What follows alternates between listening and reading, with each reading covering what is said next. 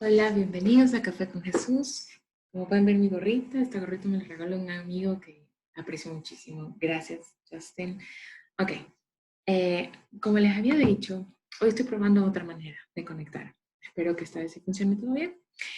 Y ayer habíamos empezado una nueva serie. Les dije que vamos a hacer una serie, no va a ser un solo video, van a ser varios videos que nos van a dar eh, eh, algo súper chévere, un nuevo. Nos va a hablar un poquito de cada historia de algunos personajes y el por qué decimos o digo que Dios es un Dios de pactos. Y nos va a volver a llevar nuevamente, nos va a conectar como iniciamos la historia el día de ayer. Ayer la iniciamos diciendo que eh, Dios estaba con Israel en el monte Sinaí, había dado una propuesta a ellos, ellos dijeron que sí y ratos después decidieron tener un ídolo y adorar a ese ídolo. Entonces, vemos que ahí terminó la historia. Vamos después a ver el porqué de esa situación, pero yo hice una pregunta, ¿por qué Israel? Entonces, sobre eso vamos a empezar. Entonces, para empezar, pues tenemos que empezar desde el principio. Y el principio nos lleva a la creación, Adán y Eva. En Génesis 1, vemos cómo Dios creó los cielos y la tierra, puso la tierra en orden al ver que era un total caos. Por 6 días creó lo que creó y después dijo, wow, esto es bueno. Creyó que era bueno. Al séptimo, él descansó de toda su obra creadora. Entonces vemos que en Génesis 1, del 1 al 4, dice, Dios en el principio creó los cielos y la tierra era un caos total. Y ahí comienza a relatar, exista, que se haga esto, y conocemos que por 6 días lo hizo. Después en Génesis 2, del 1 al 4, dice, así quedaron terminados los cielos y la tierra y todo lo que en ellos hay. Al llegar el séptimo día, Dios descansó porque había terminado la obra que había emprendido. Dios bendijo el séptimo día y lo santificó, porque en ese día él descansó de toda su obra creadora. Esta es la historia de la creación de los cielos y de la tierra. Pues nosotros aquí nos encontramos este panorama. Dios creó, no había nada más, Dios creó. Entonces, vemos que Dios decidió después crear un mayordomo que cultivara y cuidara su creación, específicamente el jardín. Y esto lo vamos a ver, un jardín que Dios plantó. En Génesis 2, del 5 al 15, vemos cuando Dios el Señor hizo la tierra y los cielos. Aún no había ningún arbusto campestre sobre la tierra, ni había brotado la hierba, porque Dios el Señor todavía no había hecho llover sobre la tierra. Ni existía el hombre por qué le cultivara. Entonces de ahí continúa diciendo otras cosas. El Señor formó al hombre del polvo de la tierra y sopló de la nariz, le dio vida. Y el hombre se convirtió en un ser viviente. Dios plantó un jardín en el oriente del Edén. Entonces ahí comienza a relatarnos esta parte de la historia, ¿no? En el versículo 15 dice, Dios el Señor tomó al hombre y lo puso en el jardín del Edén para que lo cultivara y lo cuidara. Entonces vemos aquí qué ocurrió, por qué la existencia del hombre, por qué Adán vino a la tierra que Dios había creado. Entonces vemos como Dios después dice, aquí como que falta algo, vamos a crear una ayuda idónea. Y sale Eva, esa la historia la conocemos. Entonces también vemos que después ambos fueron engañados. Vino una serpiente, engañó a Eva, Eva fue a decirles a Adán y Adán dijo, bueno, hagámoslo. Y hicieron lo que les habían dicho. La única cosa que Dios les dijo, pero no toquen el fruto del árbol de la vida y de la verdad, del conocimiento de la verdad y la vida. Entonces, ¿qué pasó? Ellos no pudieron cumplir con la única cosa que Dios les pidió que no toquen, lo cual ocasionó la caída del hombre. Algo interesante que podemos ver aquí es la gracia y la misericordia de Dios, porque recordemos que una cosa Dios dijo, no toquen de ese fruto, no lo coman, porque si lo comen van a morir. Pero Dios en su misericordia y en su gracia y en su amor no dejó que ellos mueran. Entonces, vemos que Dios tuvo misericordia con su creación y que Dios es un Dios de oportunidades. Dios es misericordioso. ¿Se acuerdan que yo les dije que vamos a ver características de Dios? Vamos a conocer un poco de Dios. Aquí estamos viendo que Dios es misericordioso, que tiene gracia, que es amoroso, pero Dios es un Dios de oportunidades también. Les dio otra oportunidad, aunque ya no dentro de el mismo contexto. ¿Por qué?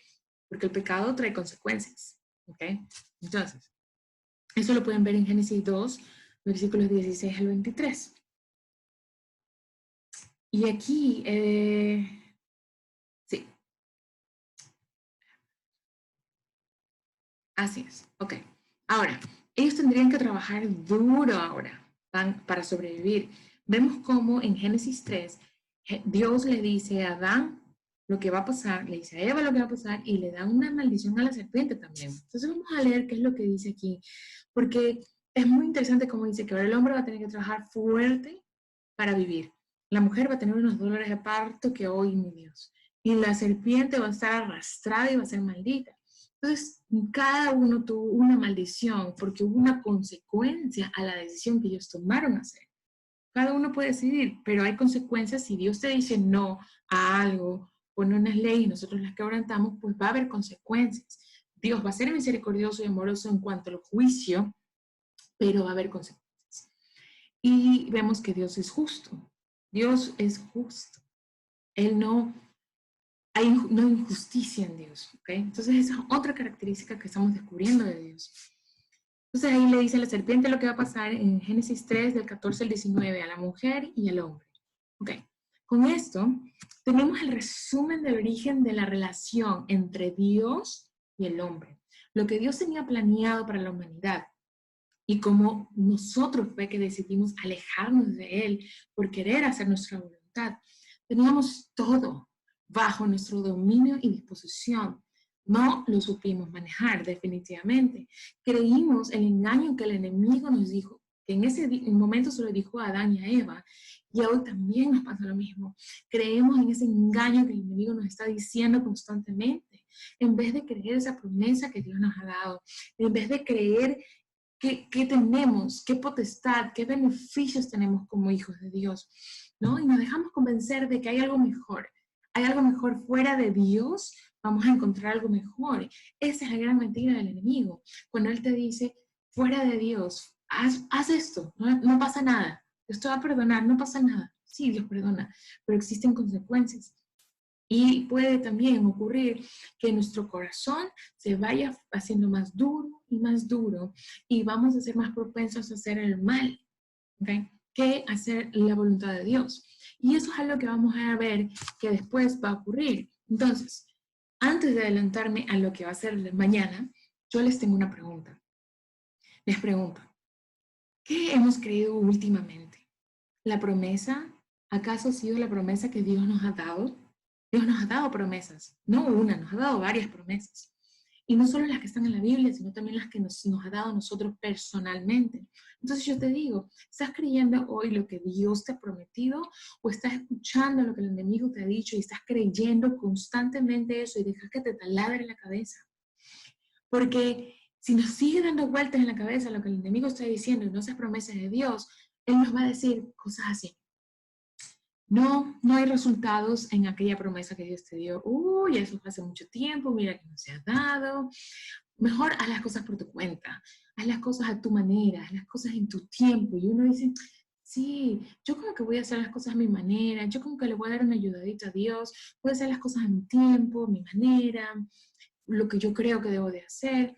Entonces, veamos cómo estamos yo, mi.